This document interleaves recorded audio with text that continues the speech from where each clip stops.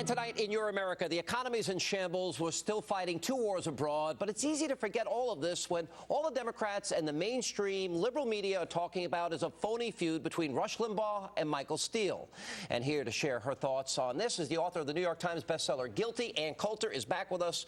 It's a phony controversy, has been. It's over between them. That's all they want to talk about, so we don't talk about universal health care, a declining stock market, the decline of our home prices, right, and the loss of our retirement. Right. No, it's really stunning. Hopefully none of your viewers have made this mistake of turning off Fox News onto another channel. That is all they are covering on the other channels. It is comedic, and I think the important point here is, Sean, that I'm a little bitter. What does a girl have to do to get some love from the president? Obama used to attack you and me. I've got a book out. He's attacking Rush. So you want? What do I need? I thought we had a special bond. Well, all right, but let's get on a serious side of this here. How creepy this guy Santelli gives a speech. Are you listening, Mr. President? The next day, Robert Gibbs says, "Oh, I don't know what kind of house he lives in." Right. Jim Cramer.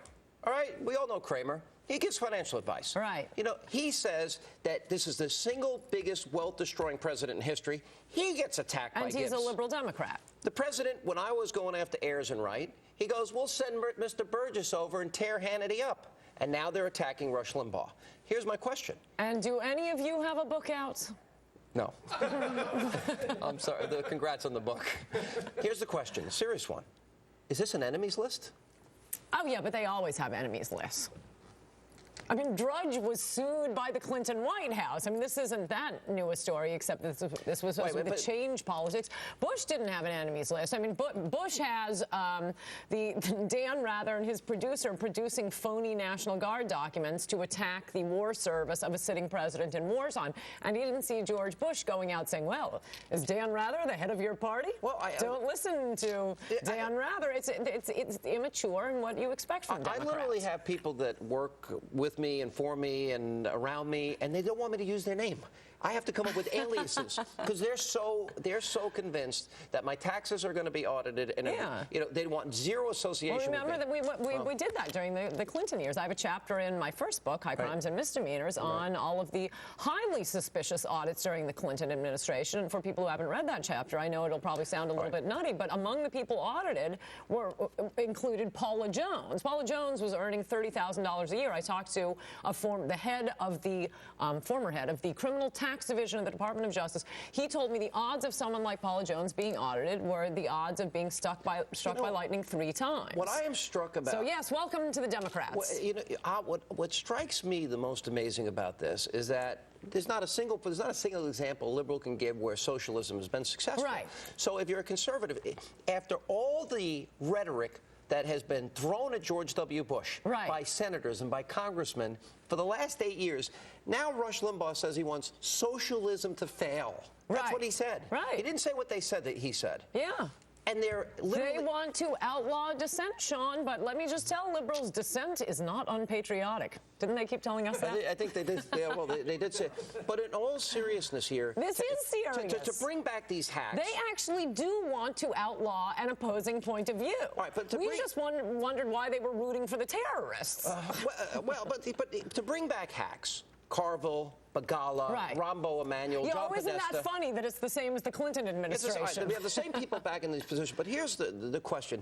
To bring these guys back and to have a strategy while the economy's going down the way it is, and everybody is worried about their money, and their plan is to say, all right, we don't have Bush to hate, we don't have Cheney to hate, so now we've got to find somebody that we can focus our hatred on. Why? So the country will be distracted? Is that the tactic? Yeah, I don't think it's working. I think people have noticed their 401ks have been cut in half. Also, I guess the idea... So you think it backfires? You think this plan of theirs, this strategy backfires? Well, I also think it backfires in the sense of, just how absurd it is to start saying that this very popular, incredibly popular talk radio host, Rush Limbaugh, is the leader of the Republican Party. I mean, you just listen to it like a dog listening to a high-pitched noise. It just doesn't make any sense. No, of course he's not the leader of the Republicans. He's much bigger than that. But why not? Why can't we say... I would say he's the leader of the conservative movement in the country. Sure, but every party needs its Navy SEALs and its diplomats and its politicians. And he's a Navy SEAL, you're a Navy SEAL, I'm a Navy SEAL. We don't want to be head of the party because then you have to go around calling Islam a religion of peace. police. We're not the politicians. All right, then let me ask this question. But why can't we say to them, well, is Oprah the head of your party? She actually campaigned with the guy. Okay, she's just a popular entertainer. Is she the head of the party? No, actually, because the head of their party is George Soros. So he's the equivalent of Rush Limbaugh, except Rush didn't collaborate with the Nazis. You're talking about Soros? Yes.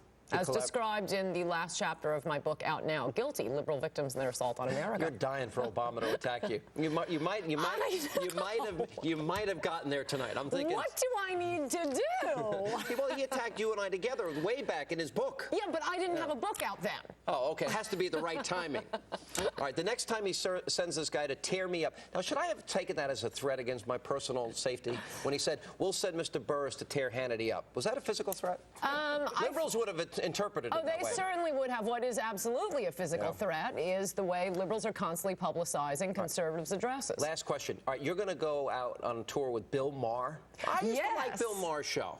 Why is he so bitter? You're going to be on this. He's gotten angry. He's not a happy guy anymore. What's the matter with him? Well, I haven't seen him for a while since the Politically Incorrect went off air. I haven't seen him much.